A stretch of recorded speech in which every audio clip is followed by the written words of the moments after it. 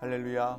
하루를 시작하는 모든 성도들께 하나님의 은혜와 평강의 축복이 함께 하시길 기도합니다.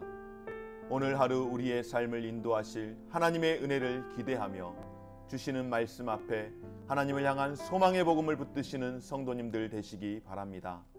8월 17일 말씀으로 여는 아침, 오늘 우리에게 주신 하나님의 말씀 사사기 6장 33절에서 40절 말씀입니다. 그때에 미디안과 아말렉과 동방 사람들이 다 함께 모여 요단강을 건너와서 이스라엘 골짜기에 진을 친지라. 여호와의 영이 기드온에게 임하시니 기드온이 나팔을 불매 아비에셀이 그의 뒤를 따라 부름을 받으니라. 기드온이 또 사자들을 온 므낫세에 두루 보내매 그들도 모여서 그를 따르고 또 사자들을 아셀과 스불론과 납달리에 보내매 그 무리도 올라와 그를 영접하더라. 기드온이 하나님께 여쭈되 주께서 이미 말씀하신 같이 내 손으로 이스라엘을 구원하시려거든 보소서, 내가 양털 한 뭉치를 타작마당에 두리니 만일 이슬이 양털에만 있고 주변 땅은 마르면 주께서 이미 말씀하신 같이 내 손으로 이스라엘을 구원하실 줄을 내가 알겠나이다 하였더니 그때로 된지라. 이튿날 기드온이 일찍이 일어나서 양털을 가져다가 그 양털에서 이슬을 짜니 물이 그릇에 가득하더라. 기드온이 또 하나님께 여쭈되 주여 내게 노하지 마옵소서. 내가 이번만 말하리이다. 구하옵나니 내게 이번만 양털로 시험하게 하소서. 원하건대 양털만 마르고 그 주변 땅에는 다 이슬이 있게 하옵소서 하였더니 그 밤에 하나님이 그대로 행하시니 곧 양털만 마르고 그 주변 땅에는 다 이슬이 있었더라. 아멘. 사사기 6장을 통하여 기드온이 사사로 세움을 받는 장면을 보게 되면 참 어렵다는 생각을 하게 됩니다.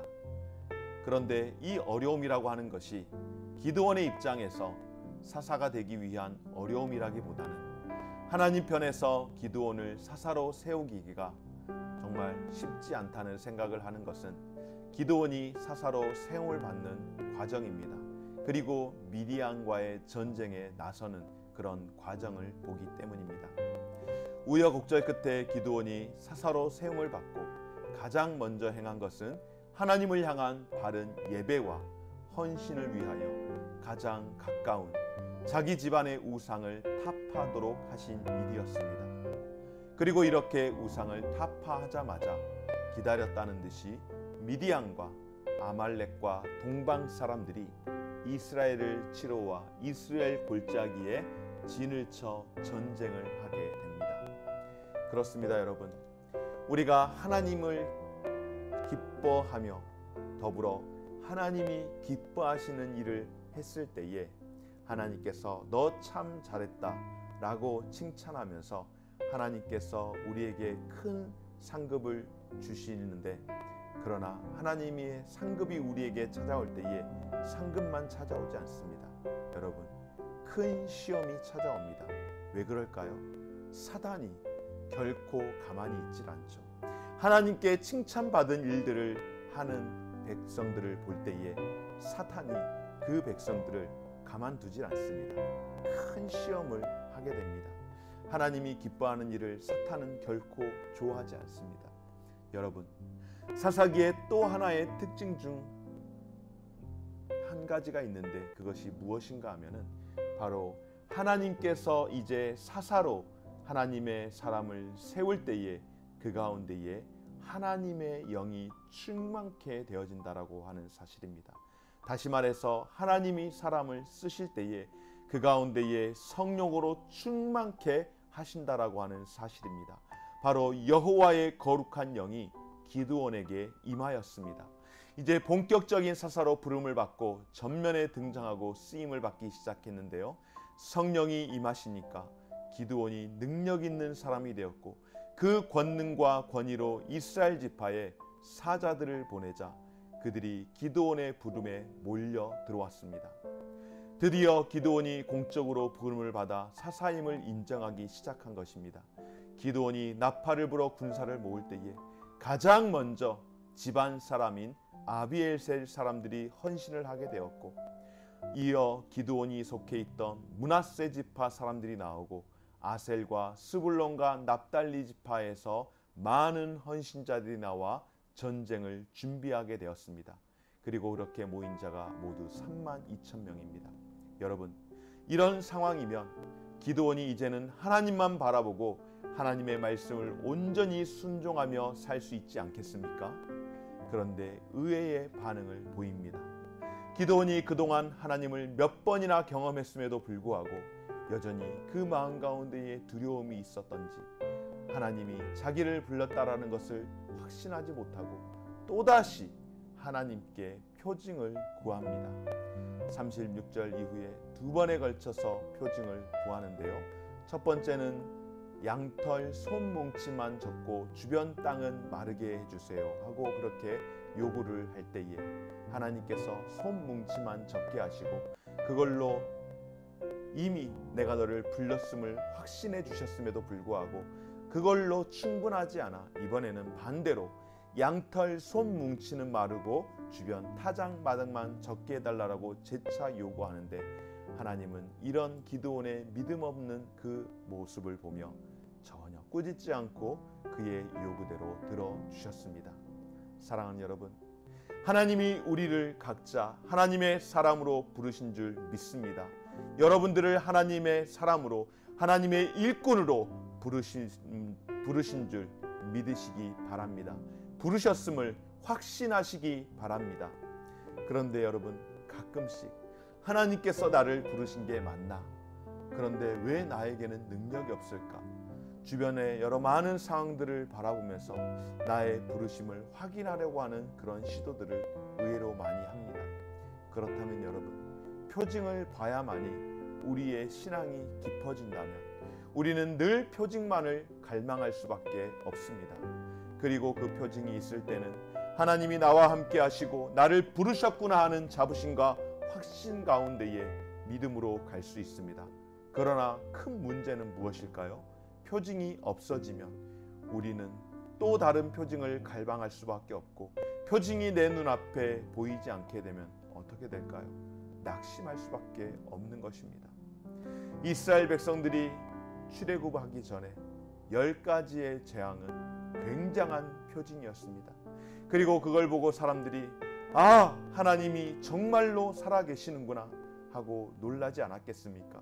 홍해를 건널 때에는 어땠을까요? 홍해를 바다 마른 땅처럼 건너게 하는 그 이적과 표징을 경험했을 때에 뿐만 아니라 광야에서 만나와 메추라기를 먹게 되고 낮에는 구름 기둥과 밤에는 불 기둥의 인도를 받게 되었을 때에 반석에서 물이 나는 이적을 보게 되었을 때에 어땠을까요? 여러분, 이스라엘 백성들이 표징을 보았지만 물이 없다, 밥이 없다 요구만 하다가 여러분 결국 어떻게 되었습니까? 하나님의 진노와 저주 가운데에서 애굽에서 나온 모든 백성들은 광야에서 다 죽었습니다. 결국 신앙이 없는 가운데에 표징만을 갈망한 세대의 결과를 보게 하신 겁니다. 오늘 주 안에서 사랑하는 여러분, 우리는 하나님의 사람으로 이 땅을 살아가면서 어떠한 표징을 구하고 있습니까?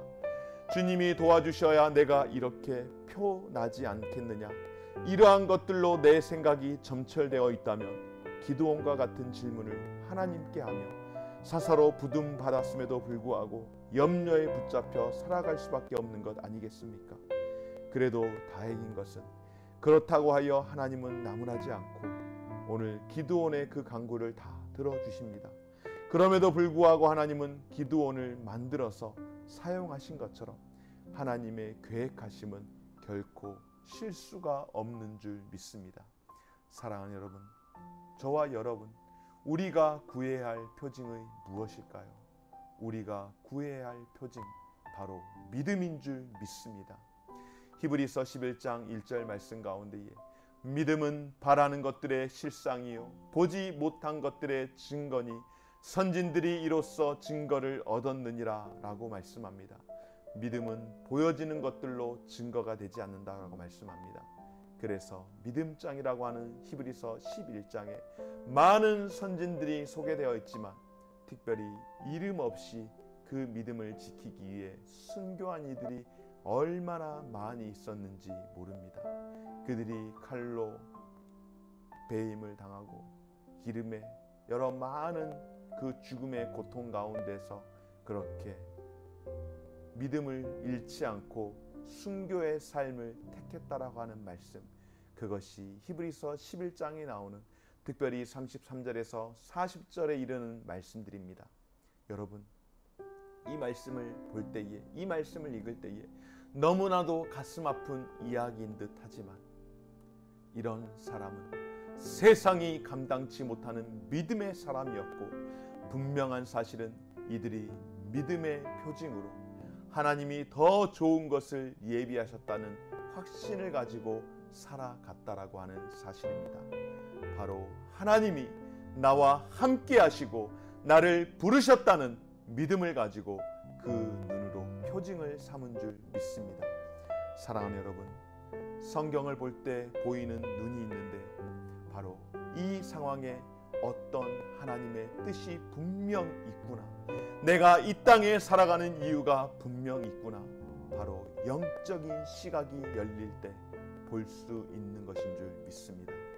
표징을 통하여 보려고 하면 시험에 빠질 수 있지만 영적인 시각을 통하여 믿음으로 보게 되면 표징보다 하나님 믿고 사랑한다라고 고백하는 그 믿음 가운데에 상황과 일을 바라볼 수 있는 우리가 되게 될 줄 믿습니다.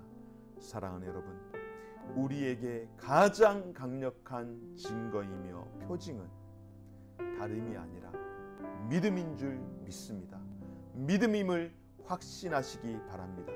우리에게 표징을 구하는 연약함이 있지만 하나님은 우리에게 믿음을 주시는 하나님인 줄 믿고 믿음으로 이겨낼 수 있는 저와 여러분들 되어지시기를 주의 이름으로 축원합니다. 고마우신 하나님, 이미 우리에게 말씀하심을 알고도 구원의 약속을 다시 확증받기 원하는 기드온의 그 나약한 믿음, 그럼에도 불구하고 그런 기드온에게 기적적으로 응답해 주시는 하나님의 그 신실하심을 찬양하며 우리가 그 하나님을 온전히 믿고 믿음을 주시는 하나님을 예배하는 자 되게 하여 주시옵소서. 인간의 연약함과 한계를 아시기에 끝까지 배려해 주시는 하나님, 확실한 약속의 말씀 붙들고 살아갈 수 있도록 도와주시되 오늘도 성령으로 함께 하시는 하나님을 신뢰하는 믿음으로 살아가는 삶이 되게 하여 주시옵소서. 오늘도 주의 능력 가운데에 믿음이 이기네 라고 하는 그 고백이 우리의 삶 가운데에 다시금 세워질 수 있도록 은혜 베풀어 주시옵소서. 감사드리며 예수님 이름으로 기도드립니다. 아멘. 하늘에 계신 우리 아버지여, 이름이 거룩히 여김을 바라시오며 나라가 임하시오며 뜻이 하늘에서 이루어진 것 같이 땅에서도 이루어지이다. 오늘 우리에게 일용할 양식을 주옵시고 우리가 우리에게 죄 지은 자를 사하여 준 것 같이 우리 죄를 사하여 주시옵고 우리를 시험에 들게 하지 마시옵고 다만 악에서 구하시옵소서. 대개 나라와 권세와 영광이 아버지께 영원히 있사옵나이다. 아멘.